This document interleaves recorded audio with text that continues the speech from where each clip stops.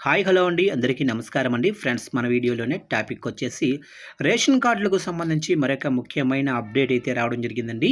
అయితే ఇందుకు సంబంధించిన పూర్తి వివరాలు అయితే మన వీడియోలో తెలుసుకుందామండి. వీడియో మాత్రం పూర్తి వరకు చూడండి ఫ్రెండ్స్, అప్పుడే మనకి పూర్తి సమాచారం అయితే తెలుస్తుంది. ఇక లేట్ చేయకుండా టాపిక్లోకి వెళ్ళిపోదాము. ఇక ఆహార భద్రత కార్డుల దుర్వినియోగాన్ని అరికట్టేందుకు ప్రభుత్వం కసరత్తు ప్రారంభించింది. దారిద్ర్య రేఖకు దిగువన ఉన్న పేదలకు అందాల్సిన బియ్యం, ఇతర సంక్షేమ పథకాలు అర్హత లేని స్థితిమంతుల పాలు కాకుండా ఉండేందుకు అధికారులు కీలక నిర్ణయం తీసుకున్నారు. ఆర్థిక పరమైన అంశాలను పరిశీలించిన ప్రభుత్వం అనుమానిత కార్డులపై పునఃపరిశీలనకు ఆదేశించి తొలగింపునకు రంగం సిద్ధం చేశారు.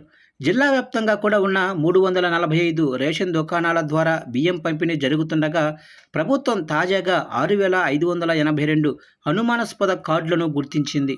ఇక కాంగ్రెస్ ప్రభుత్వం ఏర్పడిన తర్వాత కొత్త కార్డుల కోసం నిరంతరం దరఖాస్తు ప్రక్రియను చేపట్టింది. దీంతో జిల్లాలో గతంలో ఉన్న 1.73 లక్షల కార్డులకు అదనంగా మరో 21,231 కార్డులు కొత్తగా మంజూరయ్యాయి. అయితే దరఖాస్తుల వెల్లువలో అధికారులు క్షేత్రస్థాయి విచారణను వేగంగా పూర్తి చేయడంతో అనర్హులు కూడా జాబితాలో చేరినట్లు విమర్శలు వస్తున్నాయి. ముఖ్యంగా ప్రభుత్వ ఉద్యోగులు, వార్షిక ఆదాయం 6 లక్షలు దాటిన పన్ను చెల్లింపుదారులు, సొంతగా కార్లు ఉన్నవారు మరియు అధిక మొత్తంలో సాగు భూమి ఉన్నవారు కూడా రేషన్ కార్డులు దక్కించుకున్నారు. మరోవైపు కేవలం బ్యాంకు లావాదేవీలు లేదా ఐటీ రిటర్నులు దాఖలు చేసినంత మాత్రాన వారిని ధనికులుగా పరిగణించవద్దని కొందరు కోరుతున్నారు.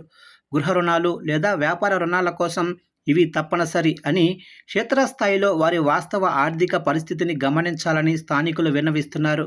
ప్రస్తుతం తహసీల్దార్ల ఆధ్వర్యంలో ఈ అనుమానిత కార్డులపై లోతైన విచారణ జరుగుతుంది. నిబంధనలకు విరుద్ధంగా కార్డులు పొందిన వారిని గుర్తించి వాటిని తొలగించటమే లక్ష్యంగా ప్రభుత్వం ముందుకు వెళ్తుంది.